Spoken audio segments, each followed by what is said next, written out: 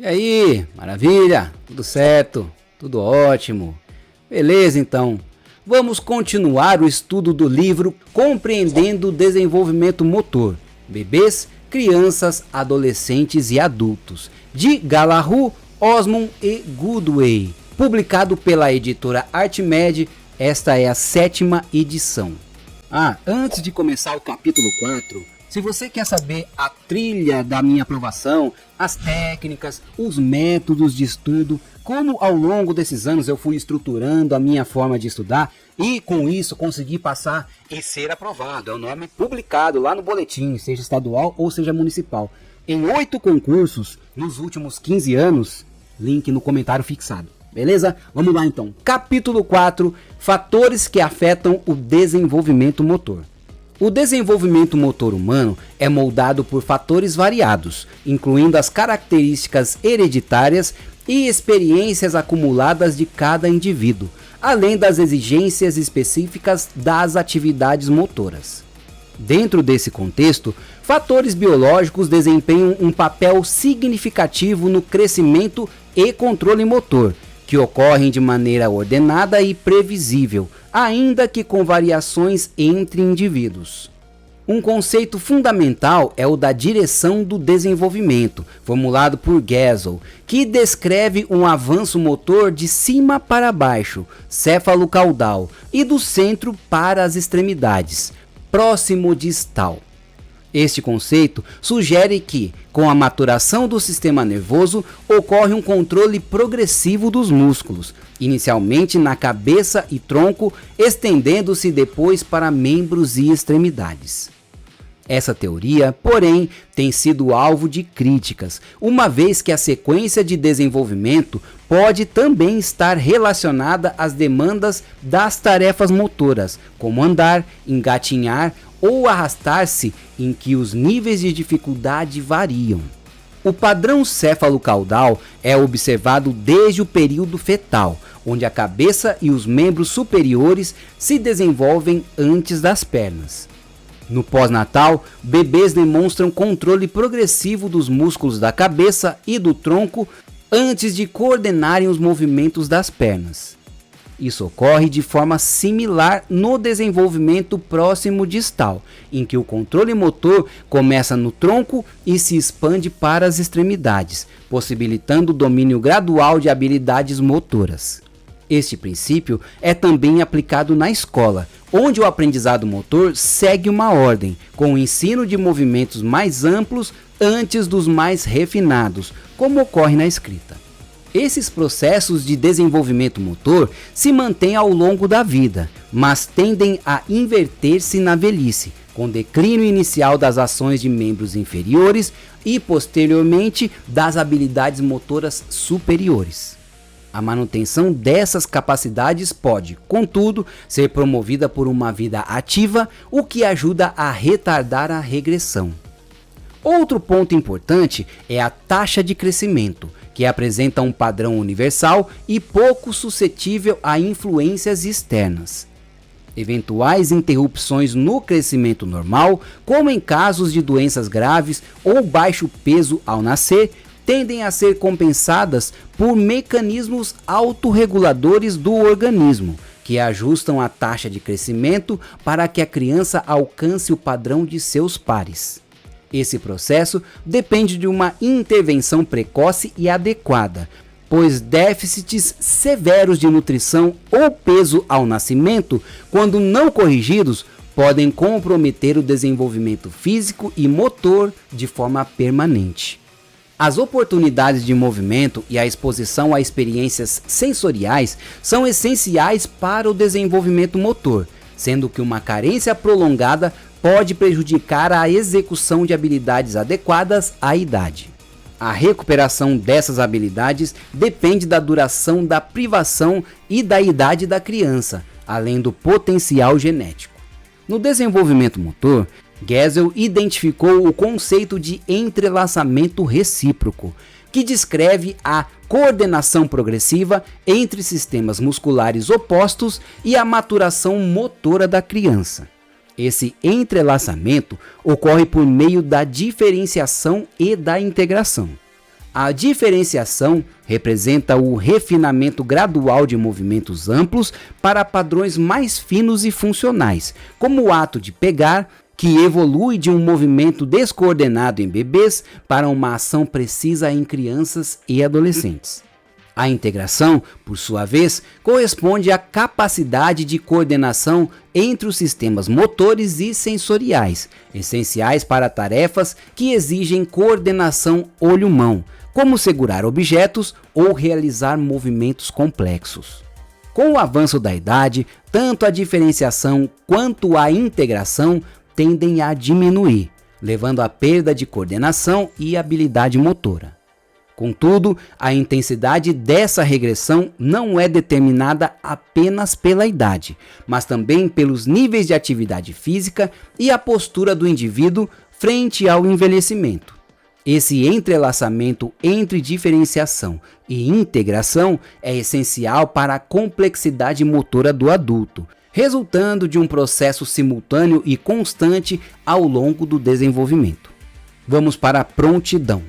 O conceito de prontidão, introduzido por Thorndike, refere-se ao estado de preparo do indivíduo para aprender, resultado de uma combinação entre maturação biológica, demandas da tarefa e condições ambientais.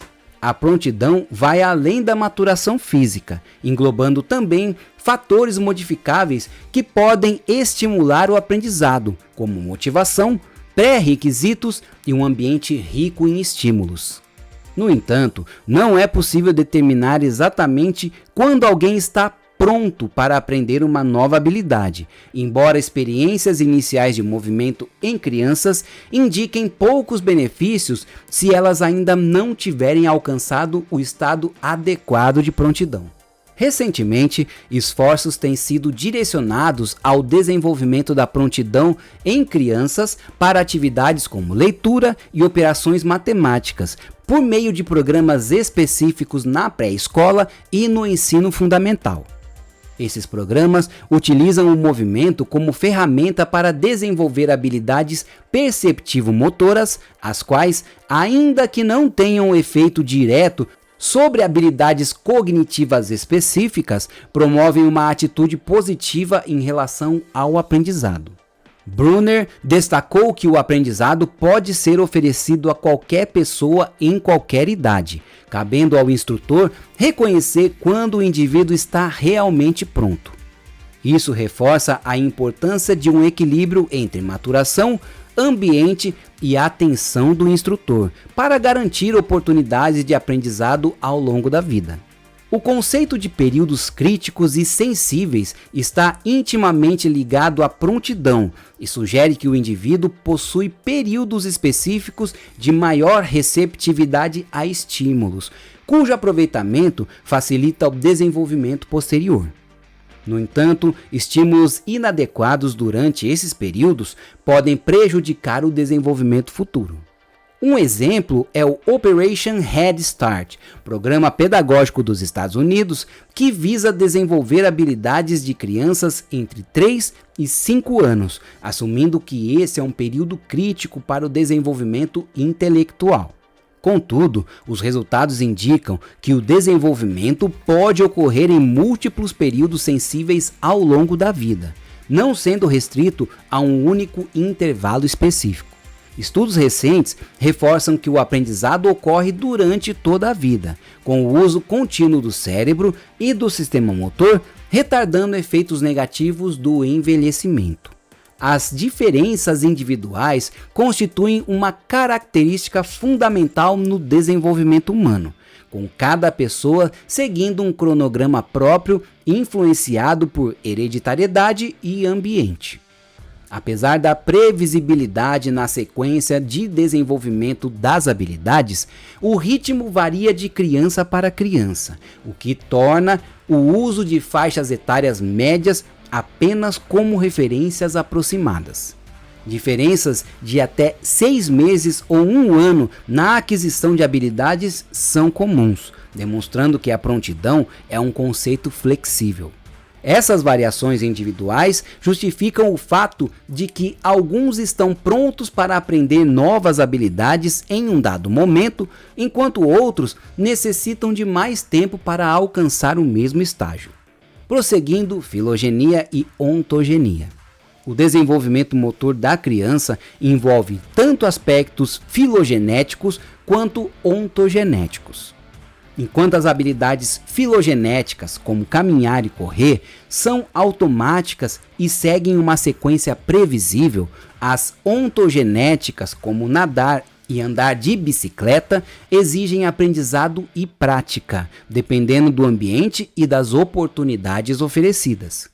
Esse conceito foi inicialmente defendido por Geisel, mas estudos posteriores mostram que a maturação não é o único fator determinante no desenvolvimento motor.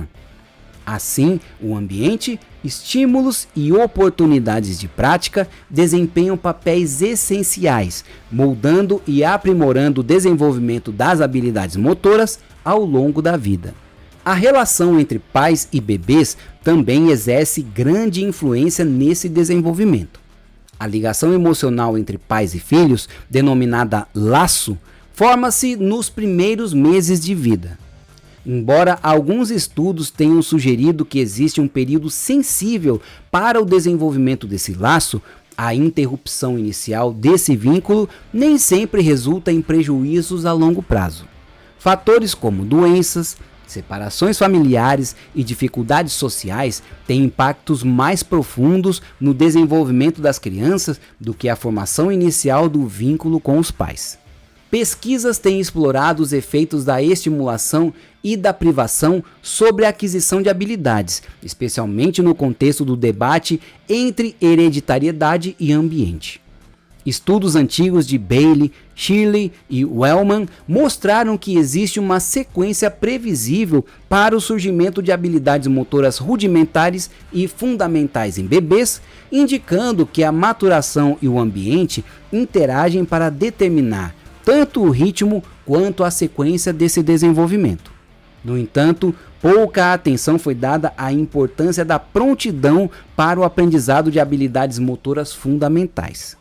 Estudos atuais indicam que crianças pequenas podem aprender habilidades de movimento desde cedo, alcançando estágios maduros em movimentos fundamentais por volta dos 6 ou 7 anos.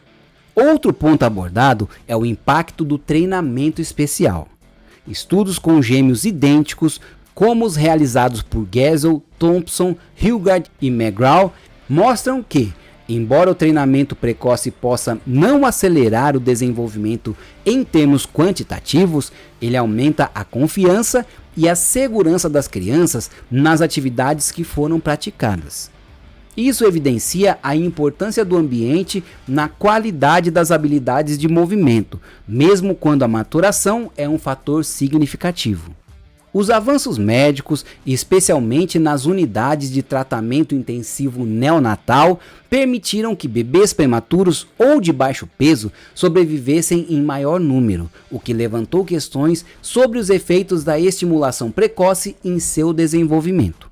Estudos como os de Ulrich indicam que a estimulação pode trazer benefícios, embora ainda se discuta se existe um período sensível, além do qual a estimulação é menos eficaz. A partir da década de 1980, programas de estimulação voltados para bebês e pré-escolares cresceram, particularmente em atividades como natação e ginástica, gerando tanto apoio quanto críticas sobre seus reais benefícios para o desenvolvimento infantil. Outro aspecto estudado é a limitação de oportunidades de prática. Pesquisas com bebês em instituições no Irã e no Líbano mostraram que a falta de estímulos e manipulação, bem como o ambiente restritivo, resultaram em atrasos no desenvolvimento motor. Estudos indicam que restrições ambientais extremas podem comprometer o desenvolvimento motor, reforçando a ideia de que o ambiente é crucial para o desenvolvimento adequado. Fatores culturais também influenciam o desenvolvimento das habilidades motoras. especialmente no que diz respeito às experiências oferecidas a meninos e meninas.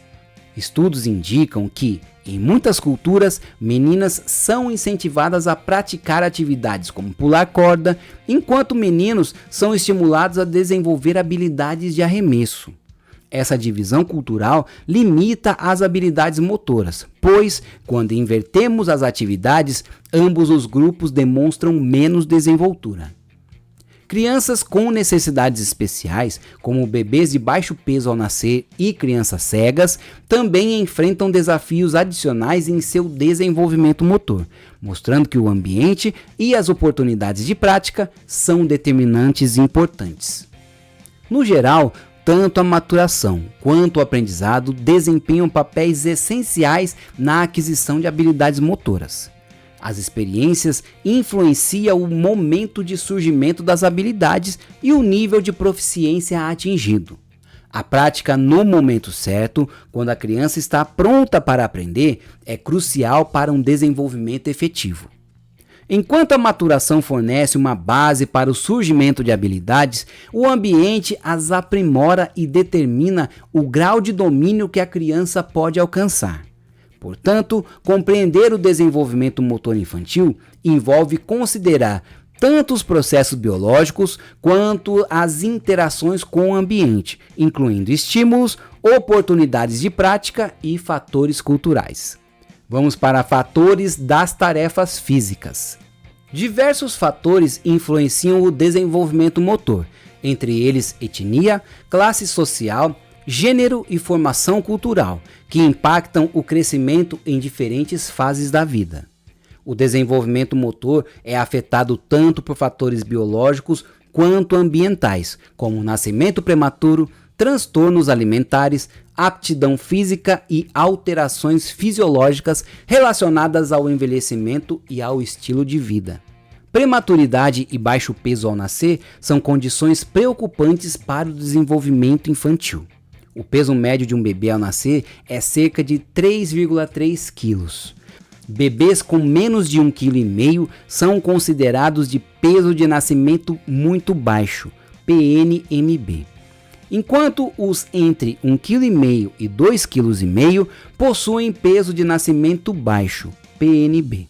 O uso de classificações baseadas apenas no peso foi abandonado por dificuldades em definir a idade gestacional precisa. Prematuridade está ligada a atrasos físicos e mentais, além de hiperatividade e aumento do risco de morte infantil. O baixo peso ao nascer, que afeta 8,2% dos nascidos vivos nos Estados Unidos, pode estar associado a uma série de fatores maternos, como dieta inadequada, uso de tabaco, infecções e condições socioeconômicas. Longos períodos de crescimento intrauterino inadequado aumentam os riscos de incapacidades, sendo mais graves entre bebês com PNMB, que compõem 1,5% dos nascidos vivos. Bebês nascidos antes de 37 semanas são considerados pré-termo ou prematuros, condição que afeta 13% dos nascidos vivos nos Estados Unidos. As causas são variadas e incluem uso de drogas, tabagismo, idade da mãe, ganho de peso excessivo e condições socioeconômicas adversas. Prematuros enfrentam taxas elevadas de morbidade e mortalidade, além de maiores dificuldades de aprendizado, desvantagens na comunicação social e problemas de coordenação motora. Meninos parecem ser mais afetados que meninas. O tratamento envolve incubadoras hospitalares com controle de temperatura, umidade e oxigênio, mas a falta de estímulos maternos normais pode prejudicar o desenvolvimento neurológico. Os efeitos de longo prazo da prematuridade e do baixo peso ainda são menos claros, mas há evidências de que, enquanto a maioria dos bebês prematuros sobrevive sem incapacidades significativas, a diminuição contínua da idade de viabilidade, proporcionada pelos avanços médicos, pode aumentar a incidência de problemas desenvolvimentais. As unidades de tratamento intensivo neonatal, embora essenciais para a sobrevivência, são investigadas quanto aos efeitos do ambiente artificial, como luz, ruído e ausência de toque, que podem impactar negativamente o desenvolvimento neurológico desses bebês. Prosseguindo, transtornos da alimentação. Vivendo em um mundo onde o esforço físico diário diminui e a abundância de alimentos aumentou, os estadunidenses enfrentam desafios modernos relacionados ao controle de peso.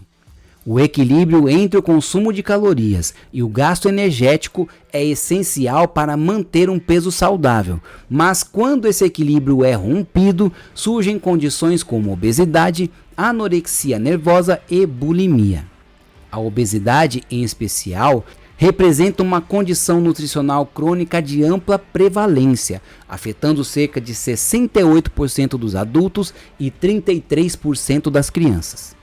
Como a segunda causa de morte evitável nos Estados Unidos, a obesidade não se restringe ao país, tornando-se um problema global que atinge tanto crianças quanto adultos em países desenvolvidos e em desenvolvimento. O excesso de gordura corporal, que deveria estar entre 15% e 18% para homens e 20% e 25% para mulheres, oferece funções essenciais como reserva de energia, transporte de vitaminas lipossolúveis e isolamento contra o frio, mas quando em excesso, traz severos impactos à saúde. Na infância, o acúmulo de gordura ocorre principalmente nos últimos meses de gestação e aumenta até cerca de 25% nos primeiros 6 meses após o nascimento. A partir daí, os níveis de gordura decrescem durante a infância e voltam a aumentar nas meninas na pré-adolescência, enquanto nos meninos ocorre uma leve redução. Esses padrões se mantêm, idealmente, até a vida adulta. Contudo, nos Estados Unidos, milhões de adultos apresentam índices de gordura muito superiores aos recomendados, o que se reflete em um índice de massa corporal, IMC, superior a 30, indicador de obesidade. Esse quadro se agravou ao longo dos anos, com uma pesquisa revelando que, em 2009, 9 estados registraram índices de obesidade adulta acima de 30%, contrastando com a meta de menos de 15% proposta pelo Health People 2010. Nas crianças, o aumento também é visível, passando de 5% em 1971 para cerca de 16,9% em 2008. Essas crianças, ao atingirem 14 anos sem emagrecer, têm 70% de chances de permanecer obesas na vida adulta. A obesidade impõe grandes desafios ao corpo humano, afetando o sistema circulatório, respiratório e metabólico. As consequências incluem uma série de riscos para a saúde física e psicológica, pois indivíduos obesos enfrentam maior risco de mortalidade cardiovascular e morbidades associadas. Além disso, muitas vezes são alvos de discriminação, o que pode levar a um desempenho acadêmico insatisfatório e a uma autoimagem negativa. Os principais fatores causais da obesidade entre pessoas com equilíbrio hormonal normal estão na ingestão calórica excessiva e na baixa atividade física, ambos hábitos que podem se formar na infância e perpetuar ao longo da vida. Crianças incentivadas a comer tudo que lhes é servido, mas que não são estimuladas a praticar atividades físicas, têm um risco elevado de desenvolver obesidade e problemas de saúde subsequentes. A falta de atividade física nas crianças obesas tem se mostrado um fator relevante para o desenvolvimento da obesidade, como demonstram estudos que relacionam o hábito de assistir à televisão ao aumento da obesidade infantil. Apesar de intervenções como o aumento da atividade física e a moderação no consumo calórico mostrarem apenas uma pequena redução na gordura corporal, é consenso que a inatividade física continua sendo um fator determinante. A obesidade também apresenta um componente genético, particularmente em crianças após os 10 anos, quando cerca de 2/3 da variação no peso podem ser atribuídos à hereditariedade. Estudos com gêmeos corroboram a influência genética na obesidade e, entre crianças e adolescentes, os níveis de obesidade são mais altos entre afro-americanos e americano-mexicanos, comparados aos caucasianos. Entretanto, independentemente dos fatores hereditários, a prática regular de atividades físicas vigorosas se mostra como uma variável crucial na prevenção da obesidade. Entre os transtornos alimentares, a compulsão alimentar é o mais comum, afetando aproximadamente 3% da população adulta dos Estados Unidos. Mulheres e pessoas obesas são mais afetadas, e até metade dos indivíduos com compulsão alimentar apresenta histórico de depressão. Esse transtorno é desencadeado por emoções negativas e se caracteriza pela ingestão de grandes quantidades de alimento em curto período, sem que ocorra purgação. Os episódios de compulsão são recorrentes e acontecem pelo menos 2 vezes por semana durante 6 meses, acompanhados de sentimentos de culpa e insatisfação após os episódios. Outro transtorno grave é a anorexia nervosa, que se caracteriza pela aversão ao consumo de comida e uma obsessão pela magreza, mesmo quando a pessoa está muito abaixo do peso normal.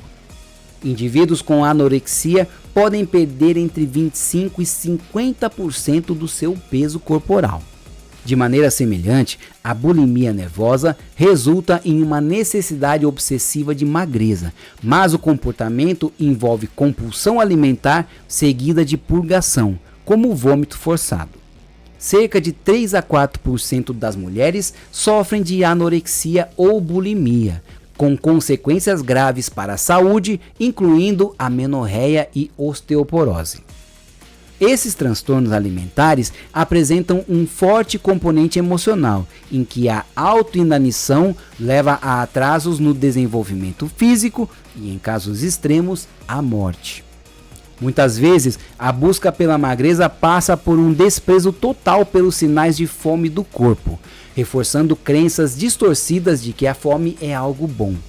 Em alguns casos, a anorexia se alterna com episódios de compulsão alimentar, seguidos de vômitos induzidos ou uso de laxantes e diuréticos. Alguns dos primeiros sinais de alerta do transtorno da compulsão alimentar, anorexia nervosa e bulimia nervosa, estão listados na tabela apresentada. Esses transtornos alimentares, portanto, representam riscos consideráveis à saúde e necessitam de estratégias de intervenção para proteger tanto a saúde física quanto o bem-estar psicológico das pessoas afetadas. Prosseguindo, níveis de aptidão física. Nossos níveis de aptidão física, moldados por fatores cognitivos, afetivos e psicomotores, dependem também de elementos individuais, ambientais e específicos da tarefa. Fatores psicomotores, como a mecânica física, influenciam diretamente nossa capacidade de adquirir, manter e reduzir habilidades de movimento. O nível de aptidão física, em conjunto com a exigência mecânica de uma tarefa, determina nossa habilidade de realizar movimentos de forma controlada, habilidosa e segura. Essa relação é representada na figura 4.2. A interação entre atividade física, genética e nutrição estabelece os limites de aptidão física para cada indivíduo. A nutrição pode melhorar ou prejudicar o desempenho físico, enquanto a genética define o potencial máximo que pode ser alcançado. A aptidão física é, portanto, a capacidade de realizar atividades físicas de acordo com a genética e com uma nutrição adequada. Ela se divide em aptidão relacionada à saúde e aptidão relacionada à performance. A aptidão física relacionada à saúde inclui força muscular, resistência aeróbia, flexibilidade e composição corporal. Esses fatores impactam diretamente a capacidade de movimento. Por exemplo, a distância que uma pessoa pode correr ou pedalar depende do nível desses componentes. Já a aptidão relacionada à performance, também chamada de aptidão motora, foca nos aspectos de execução da atividade física, como velocidade, agilidade, equilíbrio, coordenação e potência, todos essenciais para atividades que requerem rápidas reações e movimentos coordenados. No campo da biomecânica, é útil entender alguns princípios mecânicos, como equilíbrio, locomoção e manipulação. O equilíbrio está baseado em 3 elementos: o centro de gravidade, a linha de gravidade e a base de apoio. Todo objeto tem um centro de gravidade, que no corpo humano varia conforme os movimentos. Em atividades de equilíbrio estático, o centro de gravidade permanece estável, enquanto em atividades de equilíbrio dinâmico, como caminhar ou pular, ele muda constantemente. A linha de gravidade é uma linha imaginária que conecta o centro de gravidade ao centro da Terra, e sua posição em relação à base de apoio determina a estabilidade. Quando a linha de gravidade se alinha à base de apoio, o corpo está em equilíbrio. Quando não, ocorre o desequilíbrio. A base de apoio, por sua vez, é o ponto de contato com a superfície, e quanto mais ampla, maior a estabilidade, como exemplificado na figura apresentada. A aplicação de força é fundamental para o movimento. Força é definida como esforço que uma massa exerce sobre outra, e seu efeito pode ser movimento, cessação de movimento ou resistência. Mesmo sem movimento, a força pode estar presente, como em atividades isométricas. Os músculos, a gravidade e o momentum são as principais fontes de força para o corpo humano. O movimento obedece às 3 leis de Newton: inércia, aceleração e ação-reação. A lei da inércia sustenta que um objeto em repouso ou em movimento tende a permanecer em seu estado a menos que uma força externa o altere. Já a lei da aceleração afirma que a mudança de velocidade é proporcional à força aplicada e inversamente proporcional à massa do objeto. A lei da ação e reação estabelece que para cada ação há uma reação igual e oposta, como evidenciado nas pegadas deixadas na areia. A recepção de força, importante para interromper um movimento ou amortecer o impacto de um objeto, é mais eficaz quando ocorre ao longo da maior distância e área possíveis. Ao absorver força em uma área extensa, o impacto se reduz e o risco de lesão diminui. Por exemplo, ao pegar uma bola, flexionar os braços reduz o impacto, assim como flexionar as pernas ao pular e aterrissar. A direção final de um objeto em movimento depende da intensidade e direção de todas as forças atuantes. Um salto vertical, por exemplo, requer forças direcionadas verticalmente, enquanto um salto horizontal necessita da combinação de forças horizontais e verticais, conforme ilustrado na figura mostrada agora. Os princípios de equilíbrio, força aplicada e força recebida são independentes e fundamentais para a maioria dos nossos movimentos. A combinação de todos esses princípios é observada em diversas atividades físicas, como na ginástica, em que o equilíbrio e a recepção de força são essenciais, ou no tênis, onde o atleta precisa manter o equilíbrio e aplicar força constantemente. As habilidades de movimento e padrões de performance descritos nos capítulos seguintes dependem desses princípios mecânicos fundamentais, os quais são universais e aplicáveis a todos os tipos de movimento humano. Bom, até agora, essa é a parte principal do livro quando nós estamos falando de concurso público.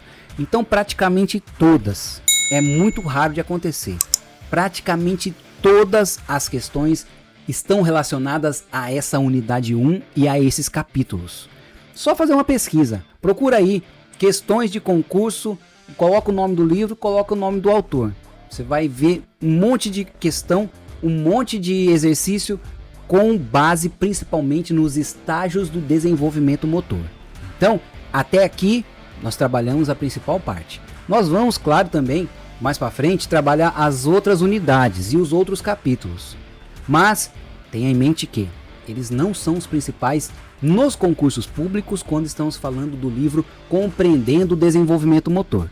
Então as próximas etapas nós vamos observar de maneira en passant, só para ter uma base e não ser pego de surpresa em algum concurso onde a banca dá uma viajada e foge um pouquinho ao contexto comum.